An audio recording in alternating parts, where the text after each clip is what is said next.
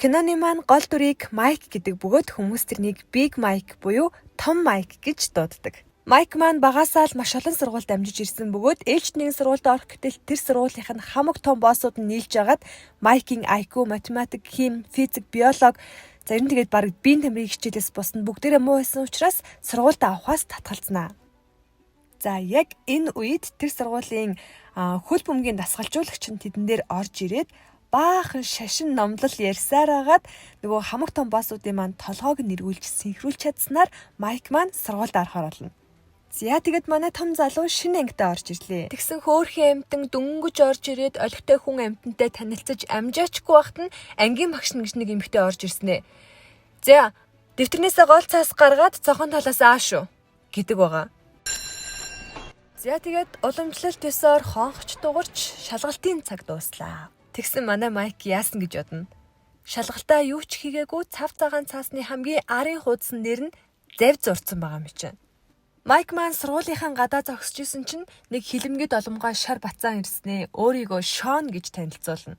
За энэ хүн манай киноны маань голлох дөрүүдийн нэг учраас хэдүүлээ Шарко гэд нэрлэжээ.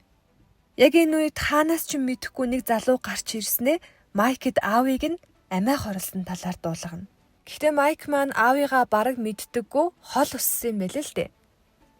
Тэгэд Майк маань цааш явсаар угаалгын газарт хувцаа эргүүлчихэд хар усан борооноор хонохч газаргүй сургуулийн заалыг чиглээд алхаж байлаа. Харин энэ үед Шарко маань Индианы малгай шиг юм өмсчихсөн аав ээжтэйгээ машинд буухалаад охин ярьсан шиг явж байгаад том Майктай тааралдана. Харин Шарковын маань ээж Майкийг өрөвдсөн бололтой гэрлүүгээ дагуулж явна. Ер нь энэ гэрийн хамаг том дарга нь манай Шарковын ээж юм шиг байна. Зя тэгээд манай эд гэртээ ирлээ. Тэгсэн яасан гэж бодно. Манай Шарковын ээж нь Майкийг өөрөө гэртээ авчирснээ нөхөртөө манайхаас юм хум алга болчихгүй байгаа да гэж авдгийм да. Манай Майк юу гэж тийм байхвт.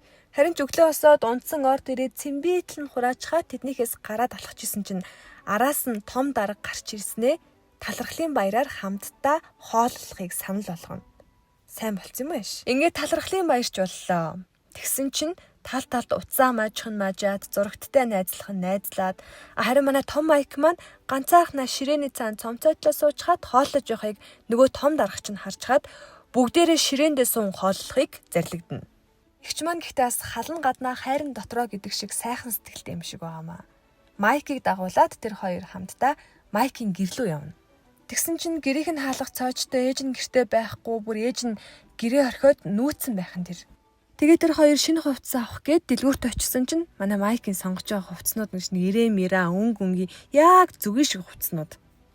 Зя тэгээд манай хүн бүр өөрийн гэсэн өрөөтэйч болоод сурлагч гэсэн сайжраад хамгийн гол нь тэрнийг төрөлхийн хамгаалах чадвартай гэдгийг багш нь том дарагт хэлнэ.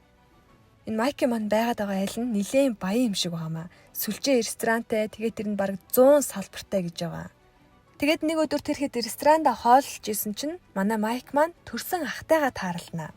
Тэгээд том дарга маань Майкаас ахыхын талаар асуусан чинь бит хоёр бага бахта салцгаасаа би бараг ахыхын талаар юу ч мэдэхгүй гэж хариулдаг.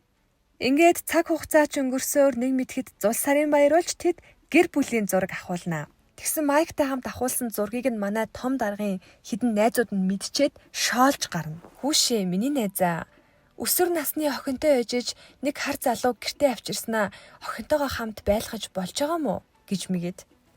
Манай Шарков дээрээ нэг ихчтэй байхгүй юу? Тэр нь харин ашгүй явж аваа сайхан сэтгэлдээ зөв охин юм шиг байна. Манай Майк номын санд хичээлээгээ сууж исэн чинь найзууд орхиж уснаа хажууд нь нэрж сууж муугаад. Ядчихад амар царайлаг заа. За тэгээд манай Майк хөл бөмбөгийнхөө бэлтгэлд очлоо. Тэгсэн бүр суух цаашаа. Нөгөө арай гэж шашин номлол ярин байж оруулсан дасгалжуулагчийн нурам нь хух цаашаа. Тэгээ манай Шарков Майкийг маань дасгалжуулж эхэлнэ. Дасгалжуулна ч гэжтэй. Чи чаднаа хөгшөө гэж мэгээд энэ бацаа бүр хөөхөн. Хүн бүр чамайг хөл бөмбөгийн одуулахыг хүсэж байна. Чи тэдний гомдохыг хүсэхгүй байгаа зү. Мэдгүй. Ингээд цаг хугацаа өнгөрсөөр Майк маань жолооны үнэмлэхтэй болмоор байгаагаа том даргад хэлэхэд тэр зөвшөөрсөн бололтой ямарыг нь мэдгүй маний газар очисон чинь Майк маань бүр улсын бүртгэлд ч нэр нь байдаггүй болж таарна. Тэгээд том дарга маань ээжийг нь олж уулзахаар шийдээд хайж явсаар ашгүй нэгэн ээжийнх нь гэрт очино. Тэгсэн ээж нь хүүгээ бага наснда үргэлж ээжигээ хамгаалдаг байсан тухай ярьж ийм байдалтай байгаагаа хүүдээ харуулах хүсэлгүй байгаа тухайга хэлдэг. Ингээд Майк маань албан ёсоор шинэ гэр бүлтэй боллоо. Том дарга буюу Майкийн маань ээж хүүдээ машин авч өгсөн чинь Шарко Майк хоёр машинтай болсноо тэмдэглээд машиндаа дуудуулж явж байгаад харамсалтайгаар асалт орчихдог. Хөөхий манай Майк ч бүр өөрийнх нь буруу гэж гутраад манай дарга нарын хамгийн сайн хийдэг 15 см-ийн стандарт боржуур дээр цомцоогоо суужсэн чинь манай сайхан сэтгэлийн хатан ижи ирж тайвшруулна.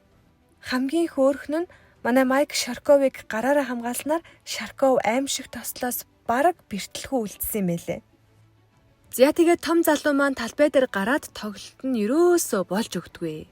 Тэгсэн манай том дарга Майкт хандаж Майк чи багийнхныгаа гэр бүлшгээ төсөөл.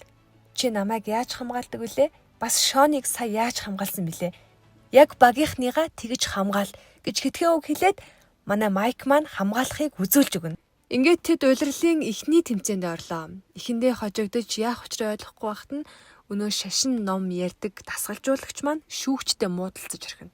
Энэ том залуу бол миний хүү, хинч тэрнийг бэртэх ёсгүй гэдгийг Майк олж сонсоод маш сайн хамгаалж эхэлнэ. Манай Майк маань тэгж байгаад бас их утга уянгийн хүү юм аа.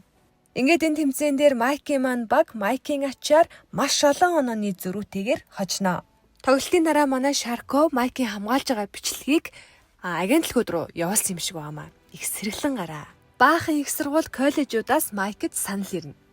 Майк маань хэрвээ сурлагын дүнгээ сайжруулж чадах юм бол томоохон хөлбөмбөгийн сургуулиудад орж мэрэгчлийн тамирчин болохоос гадна маш өндөр хэмжээний тэтгэлэг авах боломжтой юм байлээ.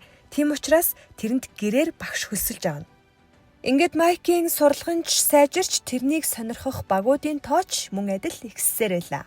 Тэгсэн чинь нөгөө гэрээр хөлсөлсөн багш нь манай Майкд сүнс цогцос энтергээд сонин яриад эхэлдэг байгаа. Тэгээ бүр манай Майкийн хамгийн ихээр орохыг хүсэжсэн Теннессигийн их сургуулийн хөлбөмбөгийн талбайн доор нь FBI-ийн нас барсан хүмүүсийн цогцсыг нуудаг гэж мэгээд. Яг нэг чи Теннессигийн их сургуульд орж болохгүй шүү гэсэн тийм ботекс яваад байгаа байхгүй юу? За тэр ч яах вэ?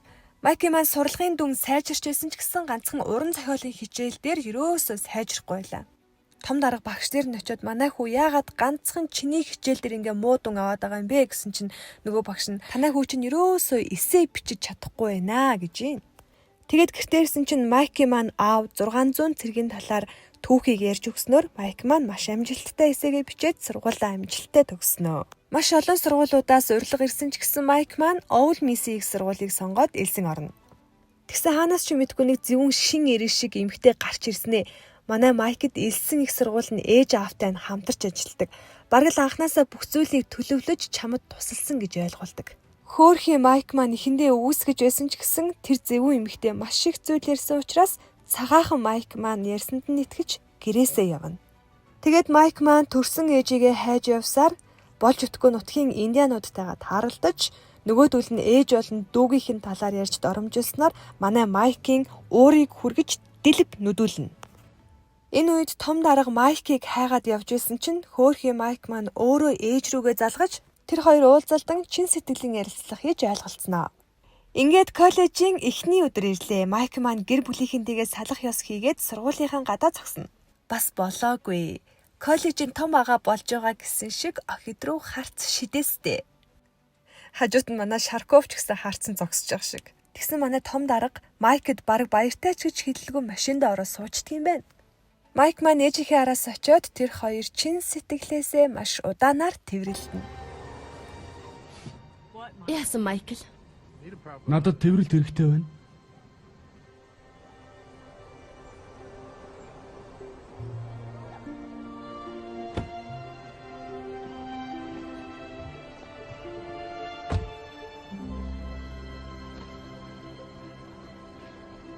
Ийхүү авраг биетэй үнсгэлжингийн маань үлгэр амар сайхандаа жаргалаа.